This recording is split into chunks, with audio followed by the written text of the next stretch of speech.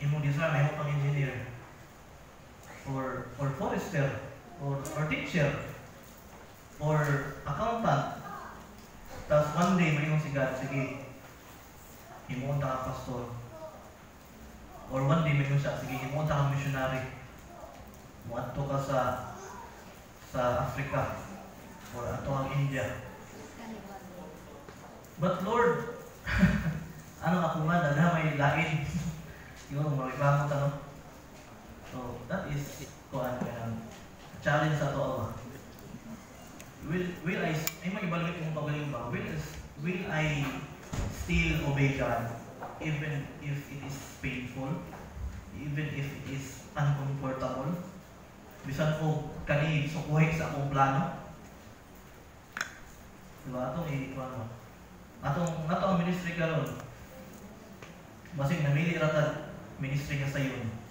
What if na ay basig wala ka sig deeper inside sa imo ba nakabalo ka na may lain ipabuhat si God sa buha. Pero ako na may libalibat nag-focus mo ko ani ministry nga comfortable ra para sa buha. What if imo na lang? So, last point na to. Number 3, a sacrifice of love. So verse 8 in the and being found in appearance as a man, he humbled himself by becoming obedient to death, even death on the cross. So kanilang verse, nag-refer si Apostle Paul sa katong kamatayon ni Christ. And kaning cross was a symbol of death in the first century culture, especially sa Roman culture. No, ang cross, it symbolized death. Ang pag-mention ni Apostle Paul ani nag-remind sa ato that the cross was more than a painful death. Dili lang sa basta nga painful death para kang Christ. It was also a degrading and humiliating form of execution. Wala lang siya basta namatay, but gipakaulawan na gid siya. Before siya gipatay, gipakaulawan siya. Ug ang katong paglansang siya mismo, a form of kanang humiliation sa iya. Nga sa public din siya gilansang o gipatay. Para sa mga Jew at mga time or sa mga taga-Roma, Jesus did not die as a hero on the battlefield, but instead died shamefully in public view. No, gibugal-bugalan siya, yet endured scorn as part of God's plan. Kay nahimo man siyang sacrifice para sa mga sinners. Grabe, hindi mo kamalangan ba? Grabe ang iyang sacrifice para sa mga sinners. No, dili basta-basta ang iyang kamatayon. Manang gi-mention siya ani nga verse.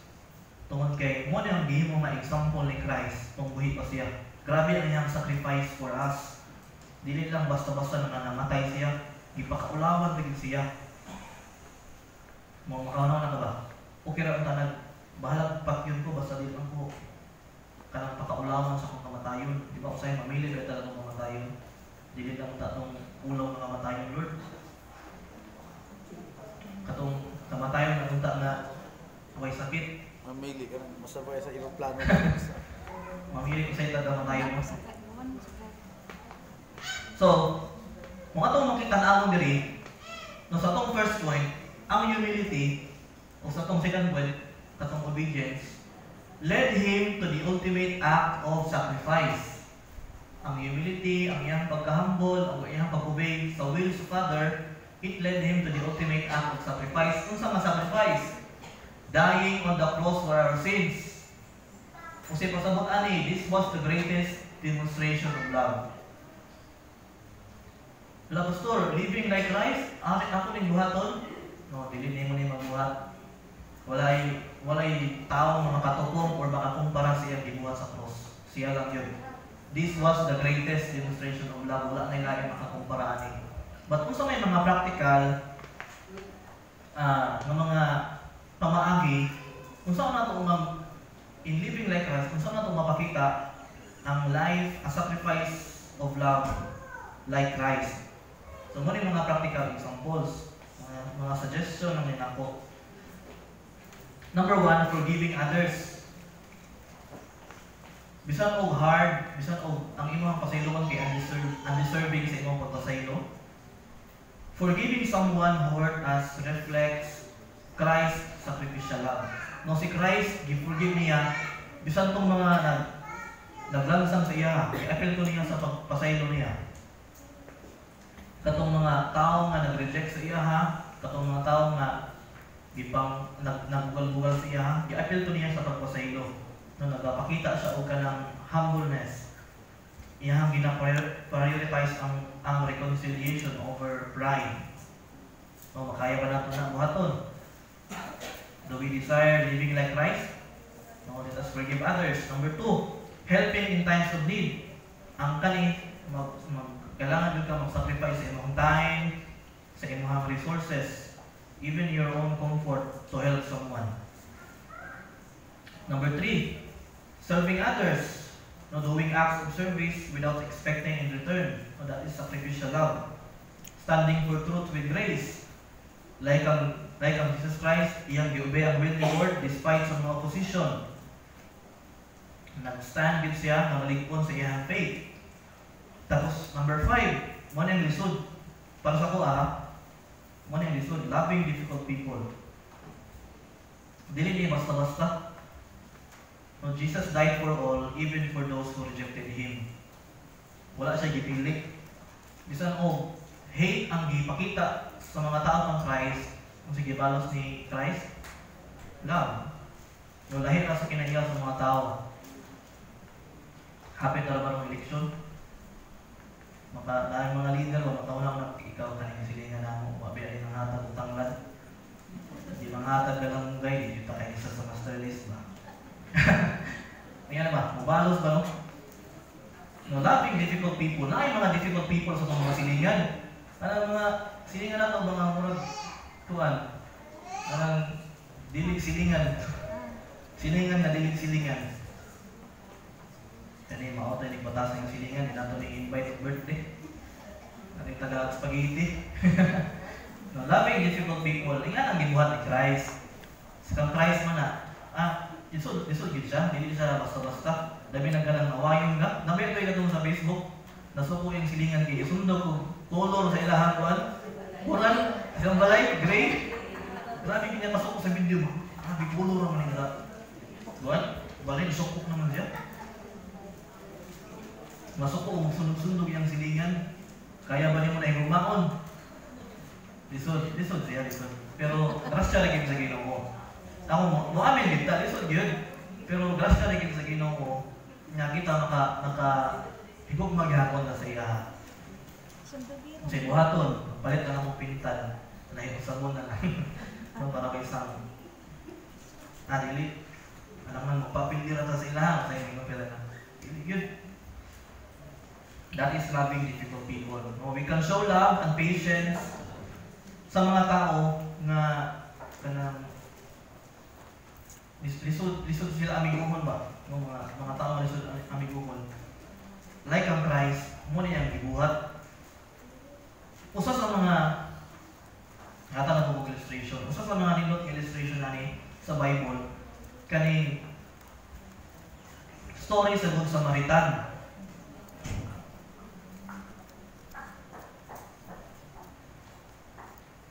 So kanin, familiar man taning story no. Mo ni ang tanang Hudiyo, no, mo travel siya padulong sa Jericho. Tama ba ko? Tapos gitulis siya, no, gitulis pagpadulong niya, gitulis siya. O niya, nakita sa iya according sa scripture, priest, pero gilabyan na siya. Tapos na po'y Levite, no, kani siya, Levite, kasi gibuhat, gilabayan na gyapon siya. Kani sila mga tao, they are expert of the law. Halos memorize nila ang scripture, pero wala nila na-apply. But, katulong na tao nilabay, kaning Samaritan. Kaning Samaritan, kung kaning Hudiyo, kabalutan na kalaban niya sila. Kaya ang kaning mga Samaritan, mga Jew nga nasabulan og lahi nga lahi. So ang tanong ko sa mga pure na Jew, mga hugaw ni sila. Na sila'y historical, religious o cultural na conflict. So yung tanawan ng ilang history. So na sila'y conflict. Pero it shows to help kaning gitulis. Kung imong basahon ni nga story kani nga sa Luke chapter 10, ang pinakatema gid ani kay loving your neighbor as yourself. Mo yung pinakatema ni Christ. Nga nag-sacrifice siya sa iyang effort, sa iyang time, sa iyang resources, mo gigastuhan pa gid niya ni para lang maayo ang kaning gitulis. Mo ni ang pasabot sa sacrificial love. Usa sa mga makonsider nato as great example of sacrificial love. No, aside sa gibuhat ni Christ sa cross, usa po ni sa mga nindot illustration nga pwede nato masundog ba. No? Tapos si Jesus po na mga record sa scripture nga si Jesus Christ nato siya interaction sa mga Samaritan. No, katong Samaritan woman sa Atabay, na siya interaction. Ug kani nga story nakapausab pod sa ilahang kanang ginatawag nato mga religious norms ba. Kung magbasa ang Giovanni, musoko gyud sila.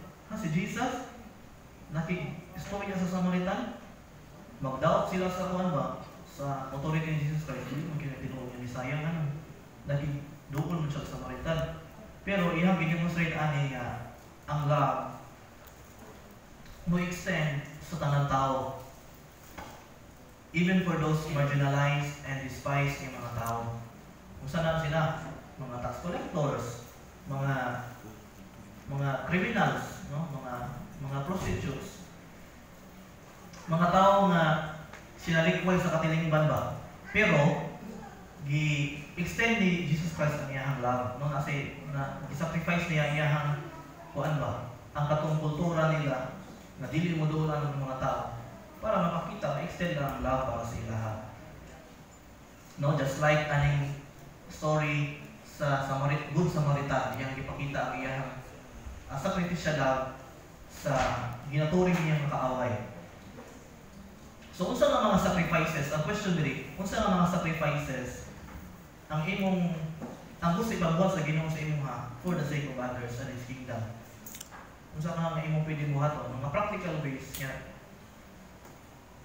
nga if you desire to live like Christ, unsa imong pwede mabuhat to live a life of sacrificial love?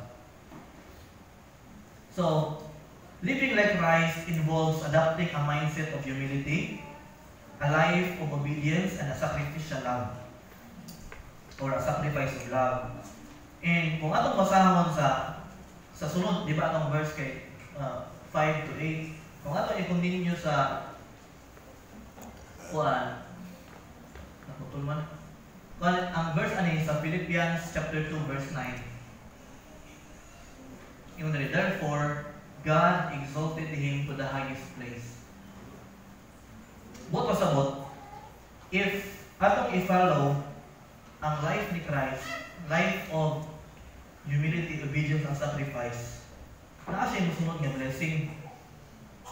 Naa siya blessing ba? Dili lang ang blessing, dili lang nimo maangkon through your tithes and offering. Maangkon po nimo ni sa imong kinangiya. Ga-tithes ka, pero imong kinangiya dili ka humble, wala kang ga-obey kang God. Dili ka kabalo mo sacrifice para sa uban. Alam mo expect a blessing. Di ba dili? Musulod yun na, no? Kung yun na, interrelated gihapon siya ba? Ay imong pag-act o imong character, imong attitude, mag-uban yun na. Di ka maka-expect of blessing. O ang blessing ani, i-exalt si Jesus Christ to the highest place. Kita dili man pud jud ta i-exalt ni God sa highest place, kita naman si Jesus Christ diha. But i-exalt ta ni God. like Christ. So sa atong pagkinabuhi, atong paningkamutan niya, ato ning ma-apply makinabuhi ning mga Christ-like qualities. No lisod man, no maamin kita lisod man, pero namay mga challenges sa atong pagpaningkamot sa among mga kalisod. Pero sa tinuod makaya ra gyud nato tanan, no? Sa grasya sa Ginoo, tabang sa balang espiritu, sa pag-iya sa balang espiritu, o sa grasya sa atong Ginoong Hesus. Ato ning mabuhat, remembering that God honors and exalts those who honor Him. Amen? So I pray nga mo ni ang ato ang hinumduman if we desire to live like Christ. So mo ni ang pulong sa Ginoo. Let us pray. Father, we thank you once again sa imong pagkamayo sa mga kinabuhi. Lord, we thank you for the gift of salvation imong gipakita, Lord, sa imong gihatag, imong butong anak. Nga ang tanan nga totoo, mudamat kaniya dili managlag ko dili. Makaangkon Ginoo sa kinabuhi mo like katapisan. Lord, salamat ani sa free gift of salvation. And Father, we ask na sa mo ang pagpadayon Ginoo in living a Christ-like life. Tabangin mi Ginoo nga aming mabuhat o ipalayon mi sa mga distractions, mga butang Ginoo nga makapahinder sa amo to live like Christ. Father, tagay may kaalam o kahibalo o strength, Lord, nga mustang gyud unsay ka matuoran, unsay kinaiya sa usa ka anak sa Ginoo. Father, I pray nga magapanalangin ka sa mga member diri sa NCCSB, ikaw ay mahimong sentro sa mga kinabuhi Ginoo o sa among mga pamilya. Lord, I pray nga dili nimo mulabay kambang ang mga mensahe nimo Ginoo, but among paningkamutan, Lord, uban sa imong tabang na amo ning ma-apply sa mga kinabuhi. Father, ang gi-interact sa imong tanan, ginapasalamatan in the mighty name of Jesus Christ, our Lord and our Savior. Amen.